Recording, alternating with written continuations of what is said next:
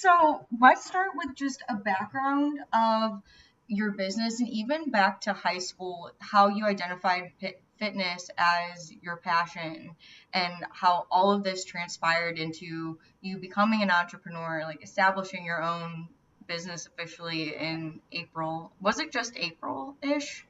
I feel like it was recent that it was official. Yes, I just turned it into an LLC this April. So it was very, very recent.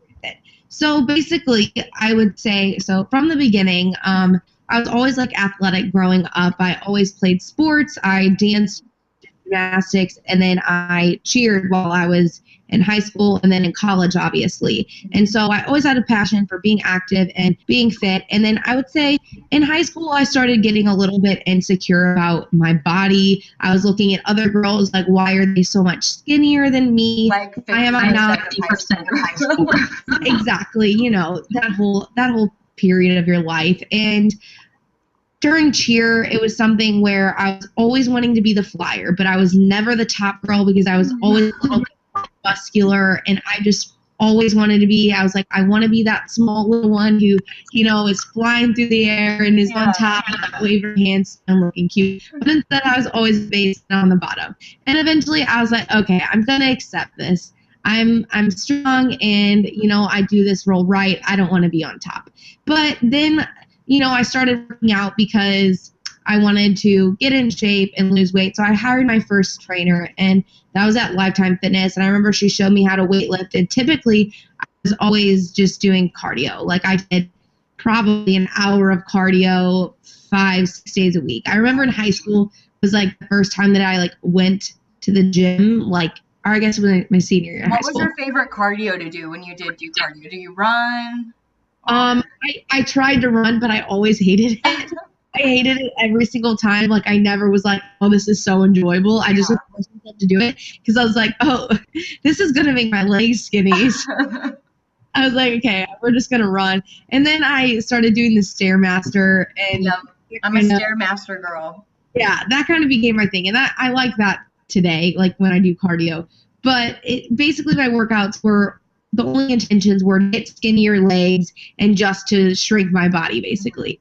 And, you know, it only lasts for so long that can be your only motivation. And, you know, I got somewhat results, but I wasn't eating the exact way that I should. I was definitely under eating. And that's kind of when I started to watch what I was eating. And I remember I started to cut carbs like while I was in high school. And I remember that I kind of started having a little bit of binging habits back then, because I remember peanut butter would always be my trigger. I would always eat of it, and I was like, I just can't stop. I'm like, I'm never going to be skinny because I keep eating the peanut butter. But I didn't really know. I remember Tay I think it was me too though, but there was one night that I got into Jeremy's peanut butter in the dorm room, or it was one of them had like a flavored peanut. It wasn't regular peanut butter. It was like chocolate peanut butter or something, and I ate like half of it, and I think it was Tay's, but like peanut butter is I don't know. I think we all have that thing that a lot of people really struggle with, and it's due to the fat content in there, especially if you're restricting your carbs, then you end up going and like craving the fats. Oh, that's interesting. Yeah, and it's something that's really common with a lot of people who try to diet and restrict carbohydrates or just their calories in general. Peanut butter is just a big trigger food.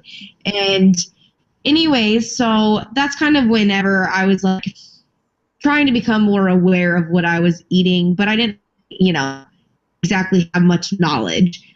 So then whenever I got to college, I was still cheering and stuff, but it was kind of the same thoughts of like, oh, why are all these girls so tiny? Like, why am I not as small as them? And back then I didn't realize how small I was. You know, I was only like 125 pounds then, and like huge. I was like, oh my gosh, like I should only be like 110 pounds for my height. Like I just had this idea in my head that I just needed to always be so much smaller, and it really was just because of the people I was surrounded by. There was, you know, any other reasons, but then I just became really insecure about myself. So then after my freshman year of college, I kind of like really got deep into fitness. I had an online coach then, and that's kind of like where I got the idea of online coaching. I never even knew it was a thing, and I found on Instagram and they were an online coach. And I was like, cool, I'm going to do this, like I don't need somebody to push me in the gym. I just need a new plan. I need to know how to eat. And I remember. Yeah, tell me more about how that works. I don't even think I understand. Do you bring your phone and your laptop to the gym with you and your online coach tells you what to do? Like, how does that even? No, so this is what I do right now. So Okay. this is like basically my whole business is online coaching. So what I do is I get inquiries from people, and typically they find me on Instagram or it's word of mouth, and they will send me an inquiry just stating, hey, I would love to work with you. Let me know what you offer, kind of thing. So then I get back to them. I do a call with them and kind of see where they're at in their fitness journey, what their nutrition's like, what their diet or what their workouts are like. And then I figure out what their goals are. And then based upon that stuff and a detailed questionnaire, I design a complete program for them that's 100% tailored to them. So exactly what they need nutritionally, exactly what they need for their workouts, whether they're going to maintain, to lose fat, to make their lifestyle healthier, to gain any of that. So what I do then is I coach them online. So it's basically all email. They can text me and stuff, whatever they want, but over email, I will do check-ins with them. And this is kind of more so of the coaching part. I'm not a coach who just is going to be like, okay, here's your plan. Here you go. I'll go do it. Talk to you in 12 weeks. Right. I want to make sure I am engaging with them and that I am changing their life. And the biggest reason why I do this is just because I have seen such an impact on my clients' lives just mentally, and it makes me like so dang happy. My heart just feels so full doing this. And basically, whenever I'm checking in with them, I have them fill out an entire sheet that goes over their strength, energy levels, how they're doing mentally, what they're eating, how they're feeling all over as a whole, what they're struggling with, any questions they have for me. Pretty thorough, and I make them do this because it really helps me to see where they're at in their journey, and it helps me to coach them the best that I can and provide with the right plan. Because, if someone's just doing a plan and I'm not checking in with them, I have no idea how they're feeling in the process. And that's right. So how often do you check in with your clients? And so how many clients do you have at once? And then how often do you check in? Yeah, so I check in with them every single week. They might text me and email me throughout the week, just asking various things, but they're big check-in where I might make adjustments to their plan. And another thing I do is I send them back an audio recording. So I basically that's awesome. All of the feedback that they're going to have and then send it back to them, because it's better just for them to hear my voice than me to just type things and send it. It makes it a bit more personable. They know that it's for them and they know that I'm speaking to them. And I think that's a really big thing with coaching is having that trust.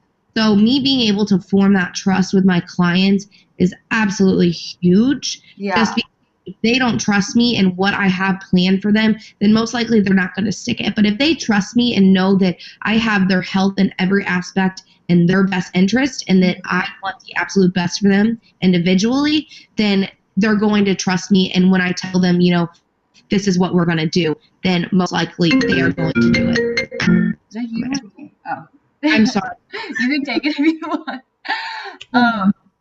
But yeah, so that's kind of how it works, and they can work with me for as long as they want to. So that's something I really try to make apparent too, is I'm not a coach who's just going to say, all right, we're doing a 4 to 6 week, plan. Right. No, it's going to take a lot longer than that to create lifestyle changes. And that's what I really try to hit hard on, is that this is a lifestyle. You really have to mold yourself into finding out how to fit nutrition into your life, how to fit the gym into your life. And if you cannot do that, then it's going to be really hard to actually see progress and to maintain that. And that's something where a lot of people fall off, is they do this challenge that's 6 or 8 weeks long. Yeah. And they're like, okay, cool. Like I might have lost 5 pounds. But then after, that ends, they're like, well, where do I go from here? And typically, try to stick with the diet they're doing, but they don't like it and they fall off and they're like, I can't stick to this.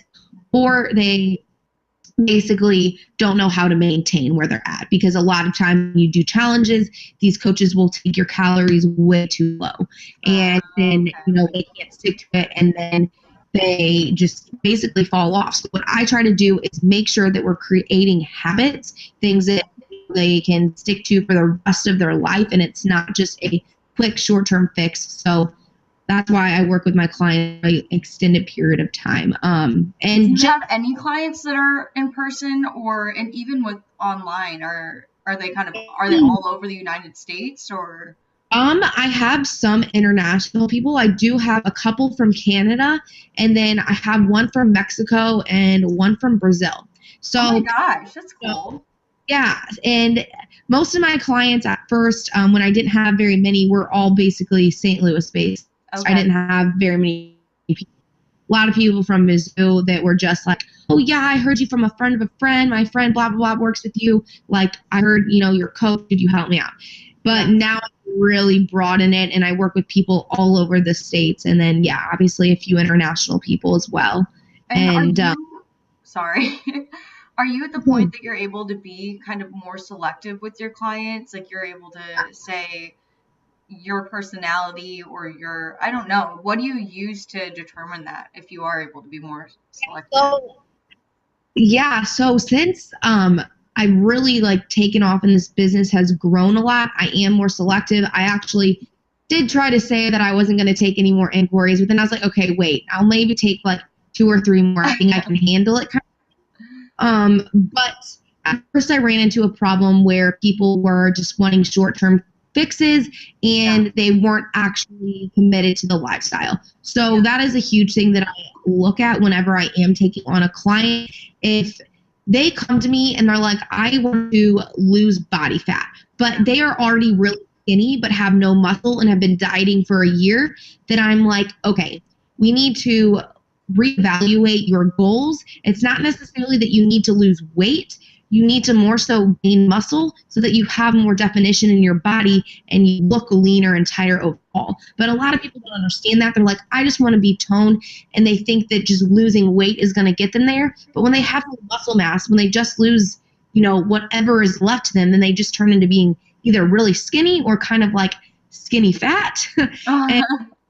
And so that's something that I look at, is what their overall goal is. And if they're like, sorry, I don't want to do that. Or if they're like, well, I just really want to lose fat. And I'm like, that is not your ultimate goal. And I will not, put you into a deficit. And if you can't commit to raising your calories with me and trying to build muscle, then, we're not going to work. And I don't want to ever, turn down people, but I do have to sometimes, because if they're just looking for, oh, I have a wedding in 2 weeks, I need to get fit for this, and then sign up for a month and then leave, then it's kind of a little bit of a waste of our time, because I make a big program for them. And if they only are committing for 4 weeks and then drop off, then it's kind of like, okay, I put all this effort in, and now, you're not even taking it seriously or wanting to what I have planned for you. And then they get discouraged too if after 4 weeks they haven't seen huge results.